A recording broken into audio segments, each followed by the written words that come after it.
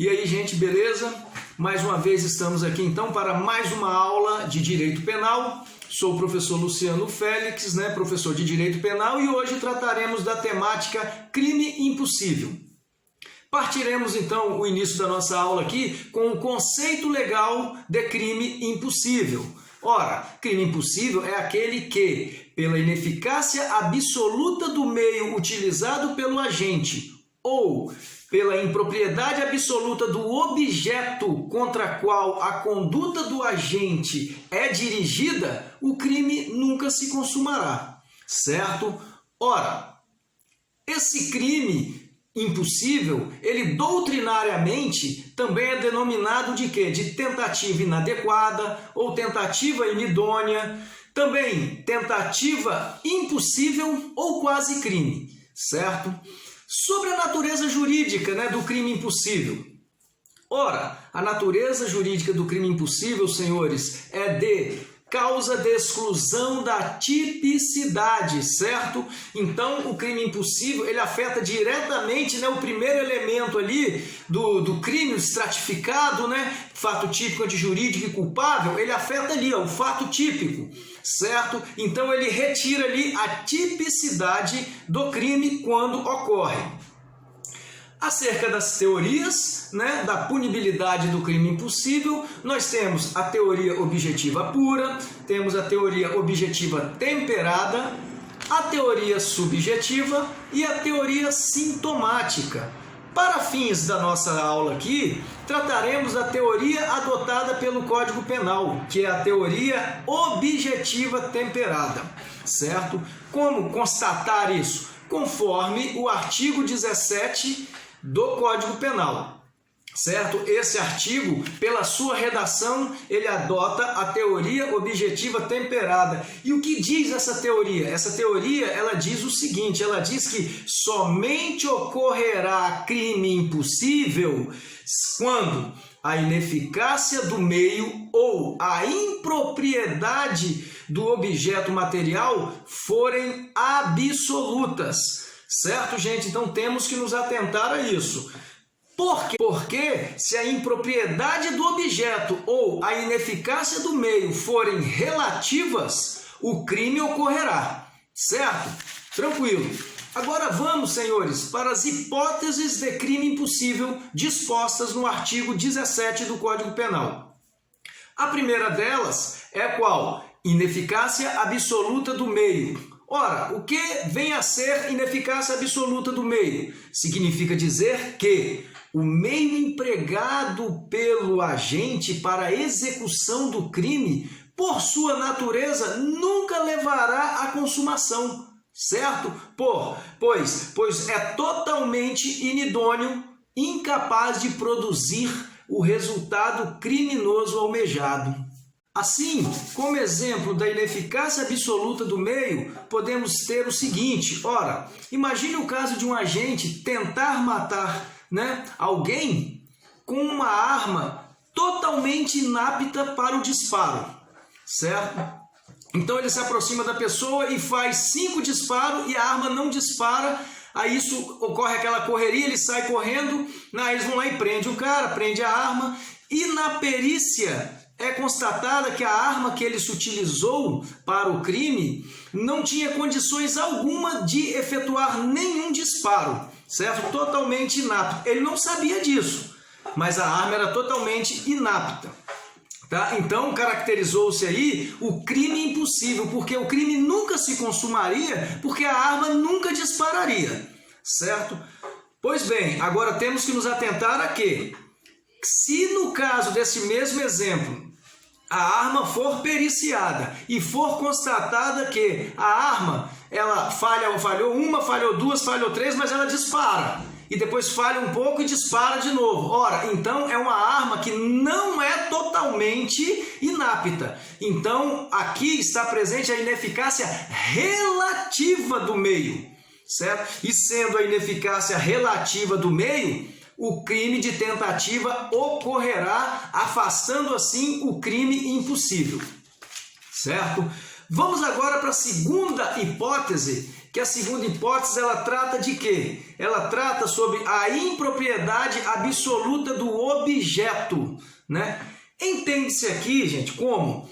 Entende-se que o agente pratica uma conduta contra um objeto material, ou seja, uma pessoa ou uma coisa que seja absolutamente imprópria para sofrer qualquer lesão ou qualquer resultado lesivo, certo? Então ele não vai conseguir porque esse objeto material, a coisa ou a pessoa, não é objeto idôneo para sofrer lesão ou qualquer resultado, tá? Vamos exemplificar isso? Vamos lá.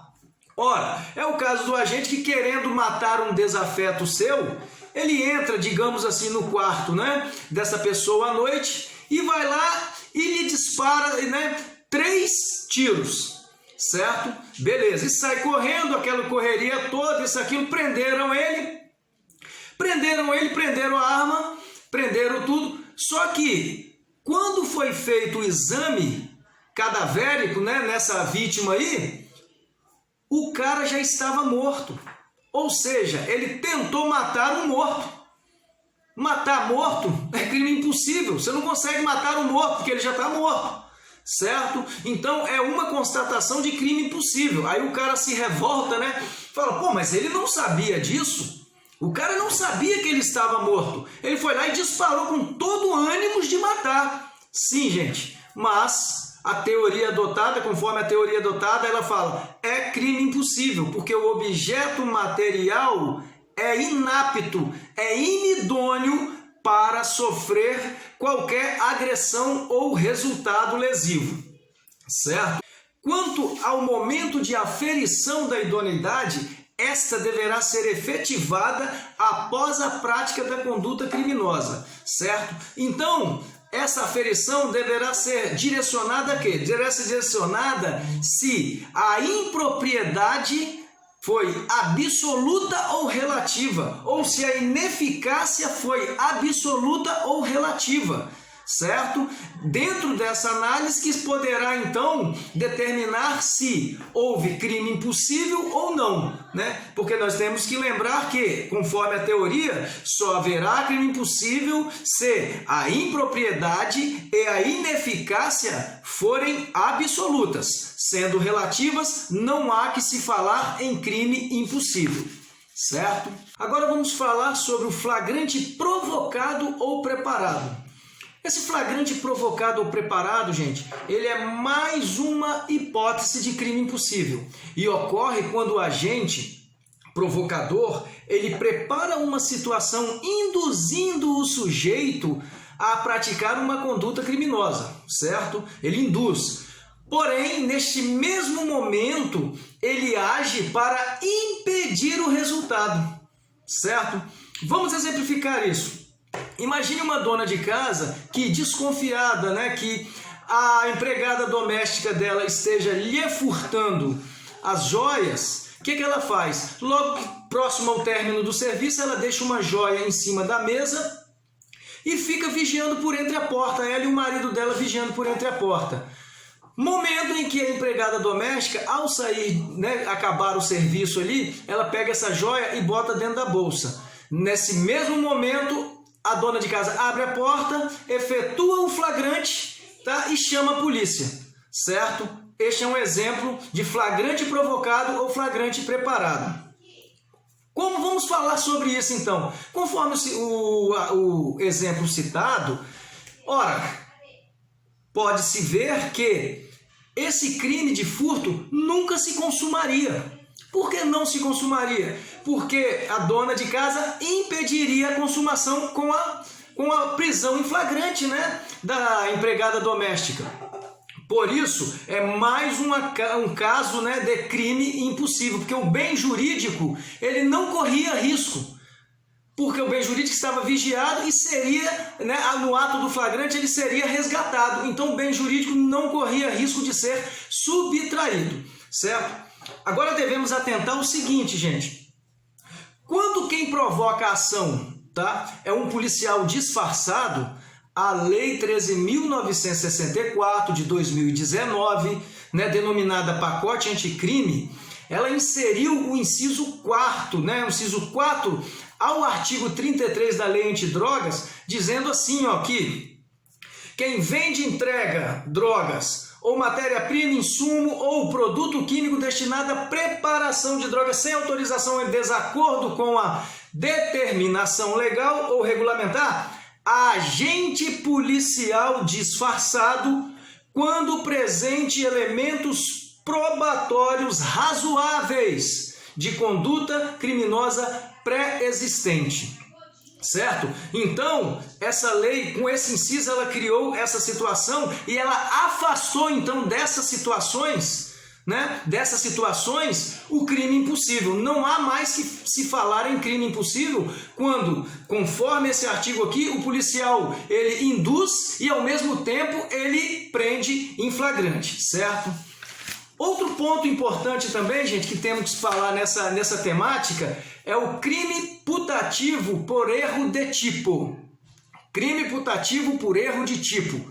Como se dá isso, gente? Olha só, o agente tem a intenção de praticar uma conduta criminosa, porém se equivoca quanto à situação de fato, certo? E acaba por praticar uma conduta considerada um indiferente penal. Certo? Exemplo disso, vamos lá. Imagine uma menina, né, que não quer ter o filho, que pensa que engravidou, isso aqui não quer ter o filho, então ela, com ânimos de abortar, ela toma a substância abortiva, certo? Ela toma aquela substância para abortar, toma forte, com ânimos de abortar, e vai parar no hospital. Quando chega no hospital, constata-se que ela não estava grávida.